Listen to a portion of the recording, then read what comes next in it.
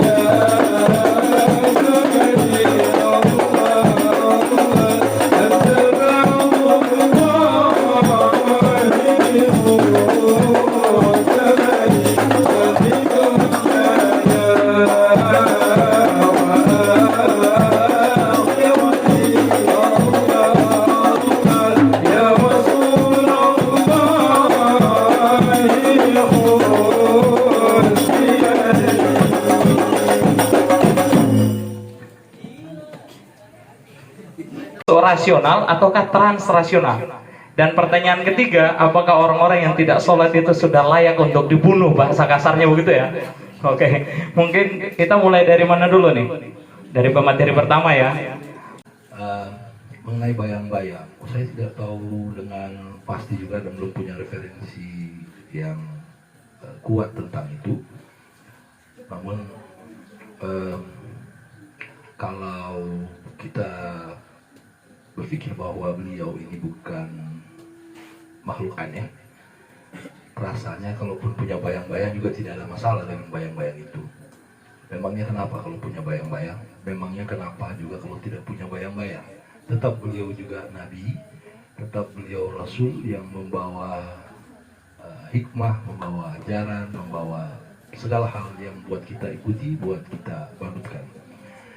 Dan penekanan beliau bahwa sebagai manusia itu yang harus kita pahami dengan baik, bahwa beliau itu juga yamshi fil aswaq, berjalan di pasar seperti layaknya manusia biasa. Jadi kalau menitik beratkan pada ada bayang-bayang atau tidak bayang-bayang, saya kira itu tidak menjadi hal yang prinsip untuk menjadi pembahasan kita, untuk menggugah seberapa keimanan kita kepada beliau, untuk melegitimasi bahwa sedemikian hebatnya beliau sampai tidak punya bayang-bayang. Itu tidak bisa dijadikan salah satu bukti pemuat bahwa demikian adanya. Terus ada bayang-bayang atau tidak bayang-bayang, tetap beliau juga makhluk yang mulia. Beliau diutamakan dalam penciptaan, dalam akhlak, dalam perilaku, dalam berbagai hal. Beliau adalah prototipe sempurna bagi manusia untuk meniru. Kenapa bisa ditiru? Karena manusia. Nah, kalau manusia yang tidak punya bayang-bayang, mungkin setan atau mungkin makhluk Allah yang lain yang tidak punya bayang-bayang, saya tidak tahu itu. Terus, mungkin penekanannya pada hal yang tadi beta ucapkan. Yang kedua terkait dengan transrasional ataukah rasional, ya memang di sini pembahasan tentang transformasi digital yang penekanannya di acara ini. Banyak dimensi, banyak literasi tentang rasional, hal-hal yang terkait hukum berpikir dalam kajian-kajian filsafat itu sudah, saya kira teman-teman sudah melalui itu. Cogito ergo sumnya Descartes, ketika dia bilang aku berpikir maka aku ada, dia tidak perlu untuk membuktikan itu. Dia berpikir saja bahwa dia mencapai kebenaran dengan cara berpikirnya dia. Berbeda dengan lagi nanti concerning of human understanding-nya David Hume, maka dia harus keluar untuk melihat itu, harus terus melakukan empirisme, melakukan penelitian-penelitian empirik sebagai bukti bahwa ini rasional atau tidak rasional. Apakah matahari selalu terbit dari timur? Dia tidak bisa berpikir saja. Tapi dia harus keluar rumah untuk membuktikan selalu, oh iya, memang matahari terbitnya dari timur. Besok juga begitu. Nah, dengan berdasarkan data-data yang dikumpulkan dengan pengalaman itu, jadilah kemudian metodologi berpikir empirik sedikit berbeda dengan rasional. Nah, perjalanan Islam ini tadi, rasional atau transrasional ini justru yang membuat kita untuk diskusi pada ya. Kalau bicara rasional itu kan kita bisa bicara ilmu dunia, bicara matematis, tadi udah diterangkan tadi secara rasional ya. Kita bisa hitung, membandingkan bagaimana kemudian NASA meluncurkan pesawatnya dengan jarak tempuh 60-an ribu sampai dengan 600.000, tapi itu per jam. Itu berbeda jauh ketika kita bandingkan dengan kecepatan kilat. Kecepatan kilat itu 300.000 kilometer per detik. Bayangkan itu, bandingkan detik sama jam. Secara rasional itu bisa diukur. Dan beta pribadi percaya soal itu. Karena itu bicara tentang ilmu pengetahuan. Ada kebenaran di situ. Secara transrasional kita juga percaya. Ya, ini mungkin yang dimaksud nadi transrasional ini adalah semacam suprarasional. Ya. Kalau secara suprarasional sudah diterangkan tadi oleh para pemateri lainnya, ya. Itu bicara dalam konteks keimanan. Hanya satu kata yang bisa kemudian nadi dan teman-teman atau saya percaya. Apa sih yang tidak bisa dilakukan oleh Tuhan, oleh Allah? Hanya dengan kun fayakun, jadi maka jadi. Ya. Itu kuncinya ya. Terima kasih. Kita mulai dari pertanyaan yang ketiga, terakhir dulu, karena ada semacam instruksi kok. Itu pertanyaan sih dijawab. Ya, jadi sepengetahuan beta, fungsi dari Masjidil Haram dan Masjidil Aqsa adalah kedua-duanya ini merupakan kiblat. Kiblat bagi hamba-hamba Allah di dalam melaksanakan perintah-perintah Allah. Di samping itu juga sebagai hubungan manusia dan manusia, ini kiblat untuk mempersatukan umat. Hanya karena dalam sejarah itu, jadi fungsi kiblat yang pertama itu sebelum Nabi berkiblat ke Baitullah, Masjidil Haram itu, di fungsi pertama kiblat seluruh para nabi itu ada di Masjidil Aqsa, Baitullah. Kemudian bagi yang lain ini pertanyaan dua penanya yang lain luar biasa. Pak Fahrul ini lah memang anak-anak mahat begini dan alumni mahat juga begini pertanyaan. Dong bukan hanya buku-buku tiba tapi bisa pukul ketumpuk otak lain. Jadi begini, kalau bagi saya sama-sama ketong tahu tentang bagaimana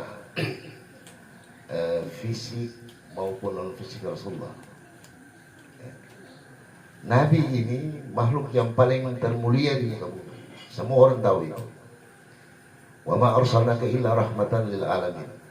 Nabi ini rahmat bagi semua alam. Termasuk cahaya itu Nabi yang beri. Nabi itu memberikan cahaya kepada kita. Artinya pancaran Nabi itu cahaya itu. Kalau ketemu melihat Nabi dalam perspektif apapun, pasti dapat saja. Anda melihat Nabi dari kacamata manusia biasa, memang Nabi manusia biasa. Tapi ketika kita mencoba lagi melihat Nabi dalam kacamata yang luar biasa, pasti luar biasa juga.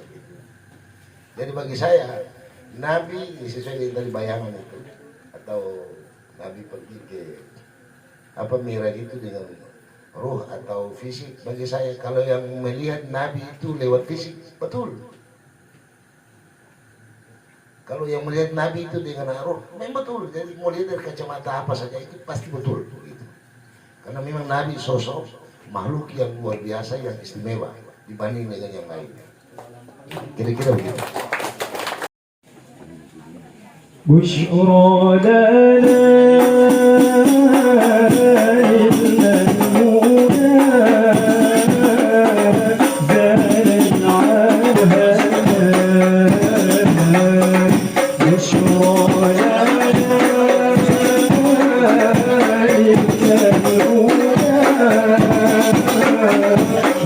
Kan mungkin 2 menit ya. Iya. Kayaknya nggak sampai 2 menit juga nih. Saya no comment sebenarnya ya. Saya pertanyaan agak dalam dan ilmu saya nggak sampai ke sana. Tetapi saya memang manusia itu tadi ya Nadib ya. Kalau memang manusia itu memang selalu berpikir, selalu bertanya tentang eksistensi terhadap sesuatu. Itu memang ciri khas manusia. Kalau Nadib bertanya seperti itu, ya sama dengan Tan Malaka mengatakan. Tan Malaka mengatakan bahwa modal manusia itu untuk maju, untuk sukses, memang selalu variabel pertamanya adalah materialisme. Cara pandang dunia terhadap sesuatu yang sifatnya fakta, faktual, konkret. Jadi kebenaran empiris. Ya, kita nggak bisa maju. Kalau misalnya kita mempercayai Isra Miraj, ya, kalau dalam pendekatan faktual dengan materialisme, saya kira era kita sudah terlalu jauh dari era kenabian. Sudah berapa ribu tahun. Nggak mungkin, ya, nalar kita nggak sampai ke sana kalau secara empiris. Tetapi ada, menurut Tan Malaka ada 2, selain materialisme, hal yang kalau kita ingin mempercayai atau ingin membangun sebuah kesadaran untuk maju, untuk memahami kehidupan, ada yang disebut dengan berdialektika. Dan yang ketiga adalah berlogika. Nah, berdialektika dan berlogika inilah sebetulnya yang bisa kita lakukan. Kalau apa benar kalau kita sholat itu bisa kita mendekatkan diri kepada Allah, kepada Tuhan. Apakah dengan sholat itu kita bisa membuat hati kita tenang? Nah, itu tentu tidak bisa kita jawab. Ya, masing-masing kita pasti mendapatkan pengalaman spiritual itu. Berdialektika dengan kecerdasan spiritual kita. Makanya memang ada pengetahuan yang bersumber dari laduni namanya. Pengetahuan itu bukan dari akal, ya, dari empiris, tapi pengetahuan yang langsung datanya dari pemilik pengetahuan itu. Dihadirkan langsung. Dan itu hanya bisa didapatkan dengan praktek-praktek kecerdasan spiritual melalui sholat, zikir, berdoa. Oke. Pertanyaannya, apakah Nabi itu rasional atau metarasional? Kalau kita melihat dari ayat tadi, Subhanalladzi asra bihi lailan minal masjidil haram ilal masjidil aqsa, itu kalau pakai jalur iman dia fisik dan ruh bergerak bersama. Tapi dalam memahami Isra Miraj itu memang berbagai macam jalur. Kalau jalur sufistik, misalnya pendapatnya Ibnu Arabi terkait dengan pergerakan Isra Miraj itu karena orang filsafat, mereka lebih senang menggunakan jalur logika rasional. Nabi berangkat dengan ruh saja. Nah, ini sudah 2 pendapat. Ada pendapat yang menggunakan logika imanensi dan ada pendapat yang menggunakan logika falsafi. Pertanyaannya yang mana yang paling benar? Wallahu a'lam bishawab.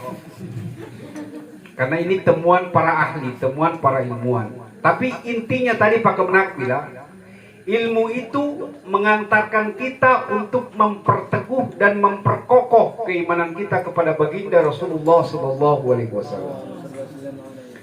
Nah, di dalam menentukan satu objek kebenaran, misalnya tadi bahwa Nabi itu punya bayang-bayang. Sebenarnya sekarang bisa dibuktikan. Ketika ada 2 bola mata lampu yang cahayanya 100 watt disandingkan, maka itu tidak ada bayang-bayang. Itu secara fisika. Tapi itu kan bukan salah satu kemuliaan di situ. Tadi Pak Kena bilang Nabi itu ana basyarum mithlukum yuha ilayya. Dia itu manusia biasa, dia sakit juga, karena guna-guna juga. Karena kebesaran Allah itu karena dia manusia biasa. Ada utusan Allah yang manusia biasa, pilih pasar juga, punya istri juga, punya anak juga. Nah, kebesaran itu yang menjadi keagungan untuk meningkatkan keimanan. Nah, 3 dasar menentukan sebuah objek itu benar. 1, orang menggunakan, kalau dalam pikiran Al-Jabari itu namanya ada pendekatan burhani, teks wahyu. Ketika beta mengangkat sebuah teks, bahwa di dalam Al-Quran menjelaskan Isra Mi'raj seperti ini, maka itu pendekatannya itu burhani. Wahyu sebagai dasar argumen. Yang kedua itu ada bayani, logika. Ketika logika bertentangan dengan wahyu, yang mana yang paling kuat? Wahyu atau logika? Wahyu. Karena logika harus dipaksa lagi belajar supaya memahami wahyu. Nah, yang terakhir itu ada irfani. Nah, orang memahami Isra Mi'raj itu lebih banyak menggunakan teori irfani. Teori irfani itu teori sofistik. Karena orang sofistik itu cenderung tidak menghargai badan, mereka lebih mengedepankan rohani, maka mereka meyakini perjalanan baginda Rasulullah itu dengan ruhani, sama dengan Ibnu Arabi tadi, karena menggunakan pendekatan falsafi. Begitu cara menguji sebuah objek yang ketika kita ingin mengetahui. بشرى لنا